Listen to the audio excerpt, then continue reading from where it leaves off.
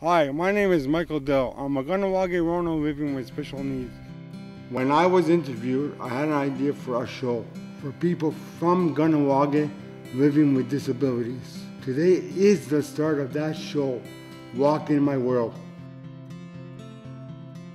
Often, people with disabilities lead sheltered lives, and their interactions are limited to caregivers and family members. I hope this show will bring you awareness of these people, their families, their lives, and their dreams for the future. Welcome back to Walk in My World. I hope everybody had a good holiday season. Today we are going to be dealing with a little different topic. If you've watched Walk in My World in the past, we've dealt with physical disabilities in previous episodes. For this episode of Walk in My World, we are going to be tackling the topic of mental illness.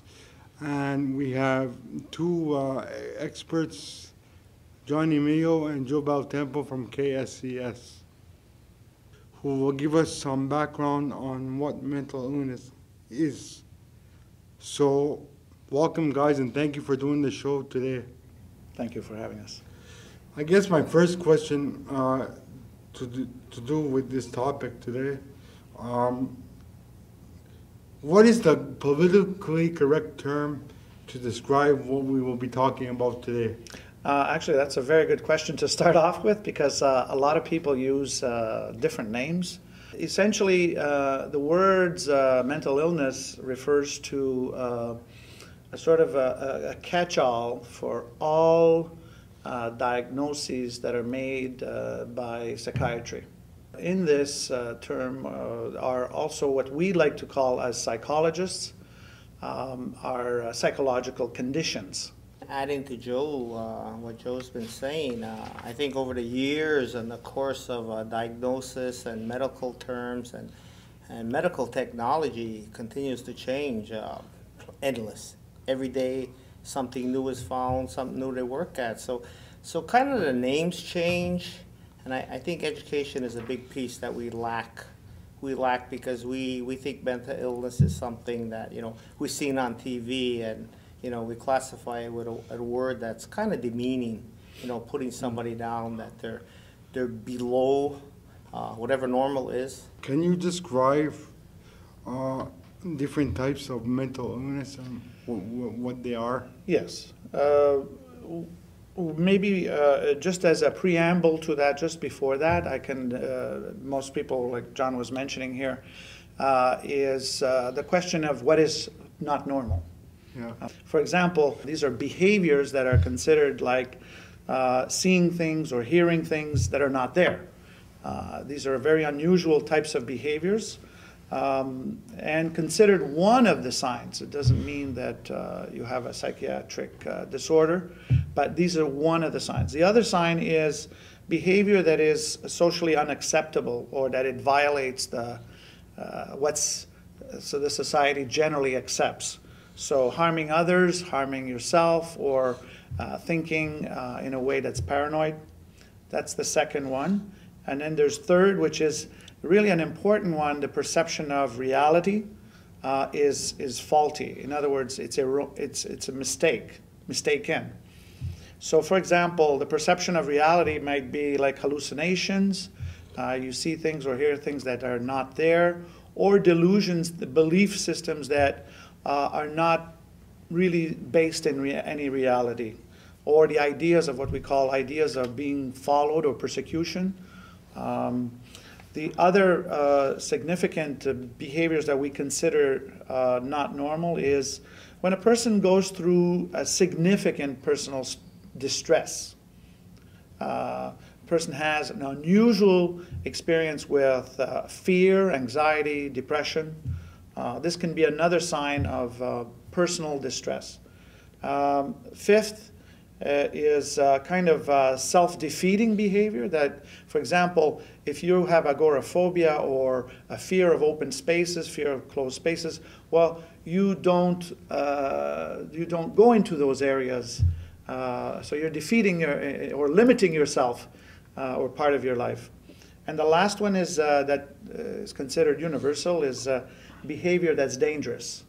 So where you put others in harm's way. So these are 6 areas that we consider, reasons for either consulting a psychiatrist or a psychologist. On your last question, you were saying that if somebody is like depressed or something, how long should they wait before seeking help? If they may be just it may just be 1 day, that's nothing. 2 days, that's nothing.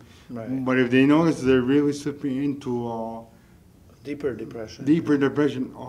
How can they identify I may need help? Okay. That's a very good question, because what is important here in all the behaviors that I mentioned is somehow the sort of the measuring stick is how much or when does it start to interfere with your regular functioning. Yeah. Okay?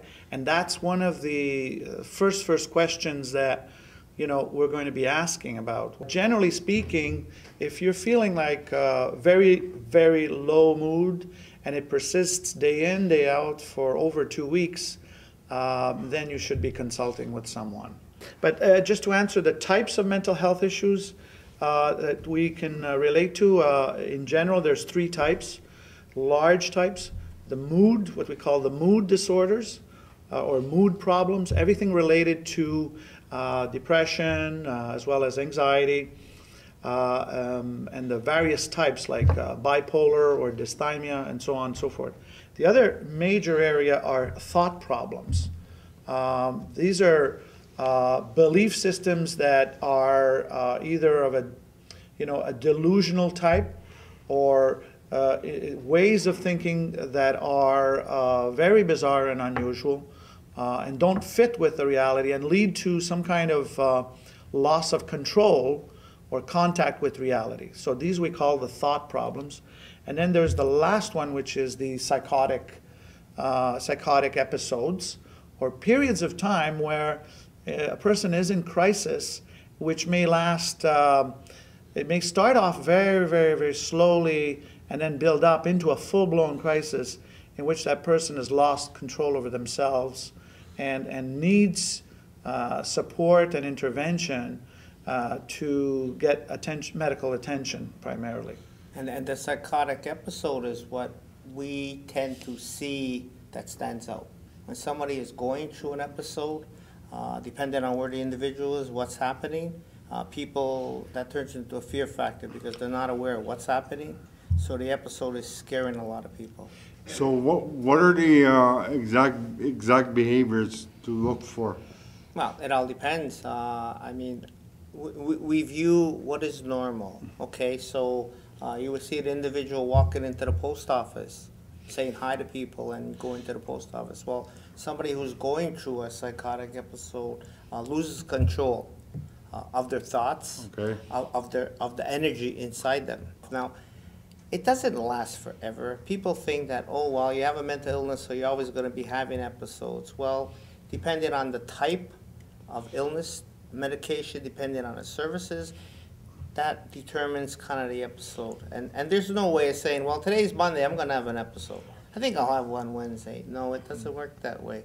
Out of the blue, it may just creep up to you, and bang, it happens.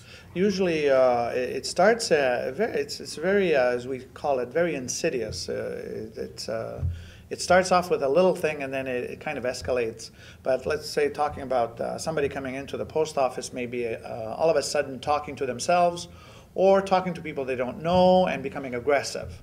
Okay, so that's considered unacceptable behavior. So those are some of the early signs. Like you just said, okay, you're walking into the post office, somebody has an episode. Is it okay to approach them, to ask them what's wrong? Can I help you? Can I approach you? Can I direct you to the right place, being that we're in the same building? Yes, I think it's important because as human beings, we always have that tendency to help people, and it's like, hi, can I help you? I mean, I've done it to people I don't even know. Okay. I meet people in a mall, and all of a sudden there's something going on a little bit, and it's like, excuse me, can I help you? If they tell you flat out no, well, then you back off. You know, the question is, once you're starting to get in their space, if they tell you stop or get out, just get out.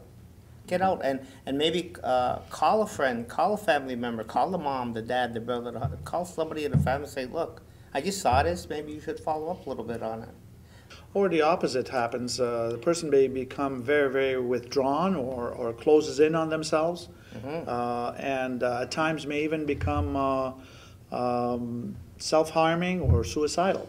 We can't predict when these things happen, but I think when you live in a close, tight-knit community, people are more sensitive to that, and we have an opportunity to intervene earlier before this kind of escalates. Well, would you say that we're compassionate towards people with mental challenges? As Native people, we are very warm, compassionate people, but when you don't understand something, the fear jumps in. For the people who have people with mental challenges and issues, it's the close family members who kind of feel rejected. I don't know if that's the right word to use, or isolated, or like, I'm not going near them, you know what they have, or gee, they act different. They're not like me. Well, believe it or not, we're all like each other. The only thing is we view each other differently. Dealing with mental health issues is a little bit sort of invisible. People with signs of being depressed or withdrawn, or people who sometimes act aggressively or say things that are out of order. These are tougher to penetrate and to see what the meaning of that is. And so there is a challenge there in trying to understand that, because one could easily be afraid of that, like John was saying about fear, or not understanding what it is. Mental health issues are at times invisible, and to some extent, I think part of my function coming here too and working in the field of mental health is to better understand these processes, to better understand and help others understand what these kinds of problems can bring on, as well as to find solutions more so. We have to consider that there are many reasons for why people have a mood disorder. So I'll give you a little example on the graph here as to how these things develop and how complicated we are as human beings, even those who have special conditions. It's called the stress, diathesis stress model, and you could see it up here. And it's several things at the same time. And you could see here that on the bottom here is the environment. The environment is a sort of another sort of umbrella term. It means your environment is like your close family, your extended family, the community, as well as your friends and peers and people that you work with. Now, on the other side you see is the hereditary or genetics. Okay? It's an interaction of several factors at the same time.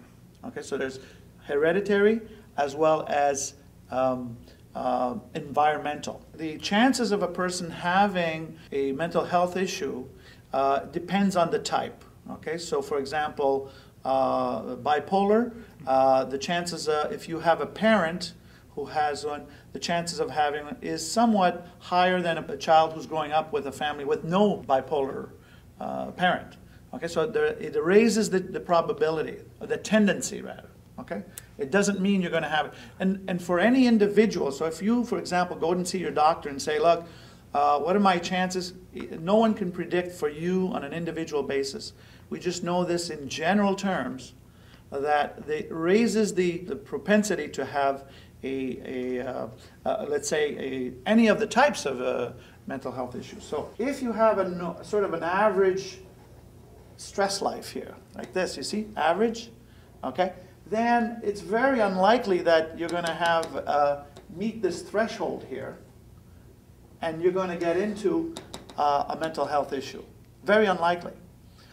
However, if you have a very, very highly chaotic, very stressful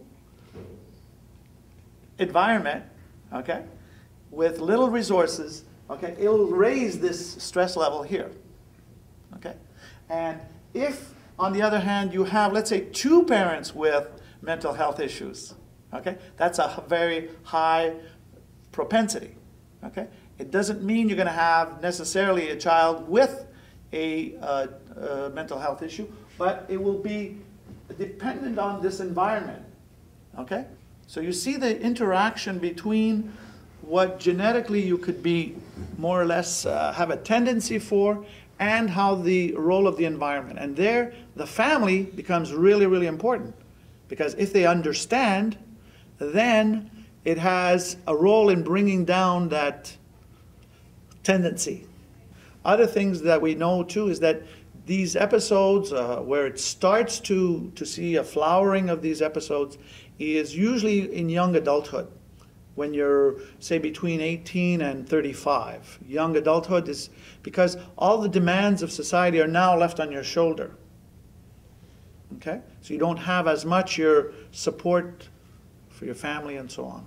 And all of a sudden you're alone, and all these things we took for granted are not there. So those decisions can really pile up, and those decisions alone can build that stress factor. One thing that a lot of people aren't aware of, that, okay, for some of us we start at 6 or 7, for some of us start a little later, but on the average, we have an on-call service that kicks in around 4:30, 5 o'clock, and they're good all night to 7, 8 o'clock in the morning. So there is 24-hour services here. There is. And if we run into a roadblock where we're not able to provide the service, we will find the service. We will go out, and if that means leaving the province of Quebec to find the proper service, then that's the direction we will go in. It's not about, oh, what do we do now? No. We're problem solved. We need to find the solution, and how do we do this? So KSCS provides the services. The question is, we can't provide the services if we have no clients. If they just sit home and don't call, then we don't know. In dealing with very severe psychiatric problems, let's say a person is very, very depressed and may need immediate assistance, you don't have to wait for KSCS. You can call the fire hall and the ambulance. Okay, so we are not alone in this. It starts with the doctors at Cattery Hospital. It goes to the ambulance. It goes to KSCS On Call. It goes to the Montreal General. It goes to Anna Laberge. The emergency, when it's an emergency, it's important that we have to gauge what kind of service they need right away. Not everybody needs an ambulance and go to the hospital. We've created, since about 7, 8 years now, a mental health committee where we handle one of our goals is to look at advocacy and creating bridges with the hospitals. So we actually have met with the emergency chief at the Montreal General. We've met with people at the Anna Laberge, and we create links with them so that there is a better flow of communication back to here. Yeah, and often the clients usually they have to choose whether they want assistance from us or not. The doctor may also refer them. They may say, look, you need to see somebody close to your community. And we do a lot of that as well. But advocacy means that we have to build better bridges with the hospitals around us so that there's better communication, so that we can kind of prevent the big problems from happening. Globally, according to the World Health Organization, there is an increase for a variety of different reasons, but there is an increase in mental health issues. Yeah. Alcohol and drug use and abuse is the big one. It's a big one. The pressure, money, jobs, work. is a pressure cake. Connected to that question of drugs and alcohol, we don't realize how powerful they are in triggering psychological episodes or other problems such as depression or anxiety. That's one. The other one is that, for example, we haven't spoken about children yet. There's a big increase in the prevalence of ADHD, for example. ADHD is on the rise.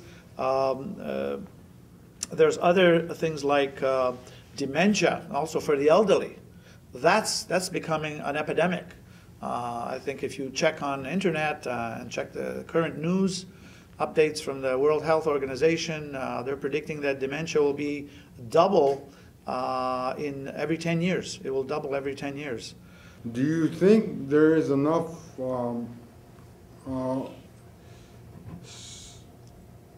services in general in Kahnawake? And by that I mean for like we have the ILC, Independent Living Center. Do you think there's enough services for that type of clientele in Kahnawake, or do we need more in the short term and in the long term? Well, I think the ILC is fantastic. We're very, very fortunate to have a center which is based on independent living, and supporting that project and that lifestyle is extremely important, and actually a little bit rare in societies. You know, it's very difficult for someone who has a long-standing, chronic, severe, and persistent psychiatric problem, and to live in the city, for example. These individuals have to go from one service to another, and places to live in the streets, and so on and so forth. Here, I think it's a great thing to have a place like ILC, as well as other services that are connected to it. It's not alone. People can function, and we give them psychological support, for example. Do we have enough? No.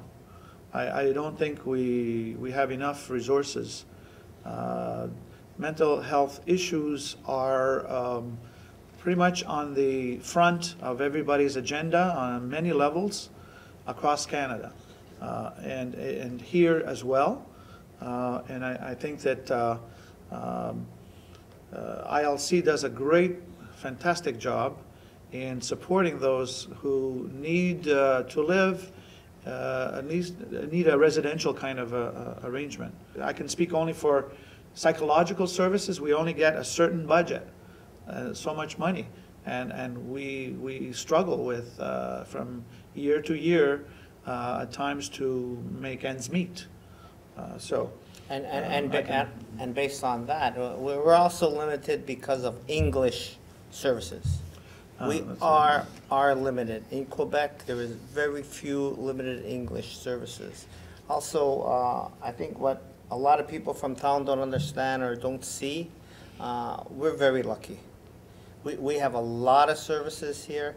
In my travels across Canada and up north, some of these reserves would do anything to have a quarter of the services we have, because if you go up north, they have nothing. You go across Canada, they're limited. ILC does a fantastic job.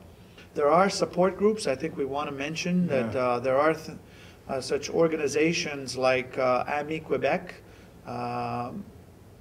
which act as support groups. There's also nearby in Chateauguay an organization called Accolade, which also provides support. There's a difference between support and therapy.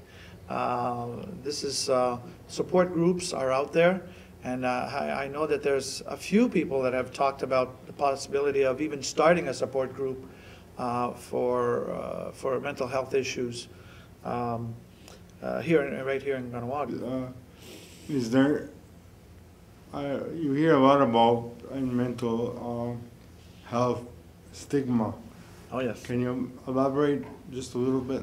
I think one of the big goals of the mental health committee team, whichever way you want to label it, has always been to demyst the stigma of what is mental health, what are mental health issues, what are mental health challenges.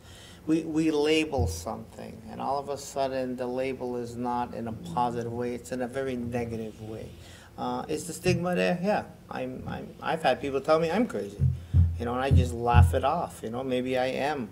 But for somebody to walk with that label, it is very damaging. It is very damaging to the family because, Michael, you and I both know in this community, the first thing people say is, who's your parents? Who's your brother? Who's your uncle? That's the first thing they do is they make that connection, and that's a label. Yeah. They make that connection with a family member regardless of who it is, and right off the bat, that's who you are. You came out of the same mold. So the stigma is something.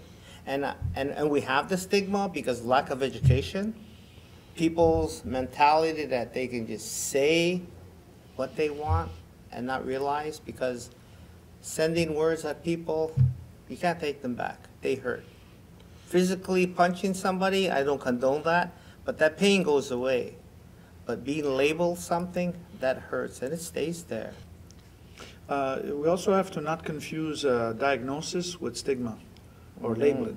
Okay, a lot of it will depend on how we use that term. It could be to somebody, it could be freedom, because it liberates you from not understanding, from ignorance, basically.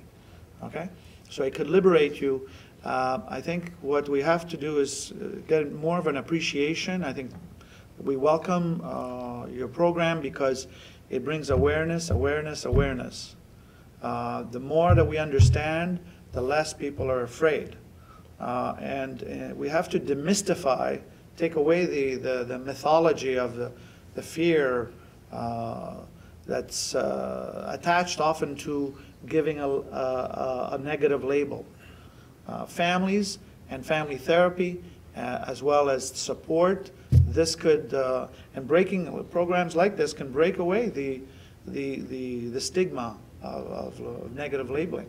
There are two people here that are going to be giving out courses on mental health and how to help people in crisis and how to deal with adults and children when there is an episode. So this is something that KSCS is, in fact, right now one person is being trained in Winnipeg. I was just trained in Winnipeg in November, and it is about mental health first aid. And that is a course we will be providing to the community about how do you approach and how do you deal with somebody. And that's also going to dispel and eliminate the stigma, because what is mental illness and how do you approach someone, that's part of the course. That is a piece that will be delivered. And I can't say how soon, but I'm going to say March, April. If an individual has a disability, that they understand it. And acceptance is the end part of understanding. And that's the part that I would like to see, is simply acceptance for others who have special needs. Well, thank you for coming today to shed some light on this very difficult and sensitive topic to both of you. Thank you very much for having us here. Go. More than 14% of all Canadians have a disability. For Aboriginal First Nation Canadians, there are 33% of people living with disabilities. People living with disabilities are subject to exclusion, poverty, and isolation. There are higher rates of depression, suicide, violence, and abuse for people with disabilities. We know that for Aboriginal Canadians with disabilities, all these rates and percentages are even higher. Statistics according to Independent Living Canada.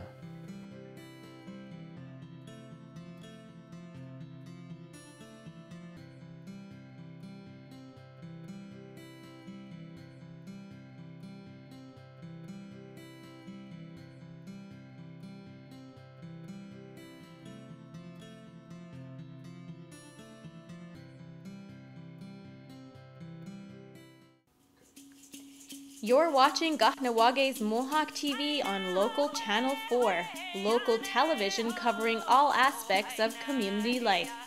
Nyawagoa, Zewaderorege.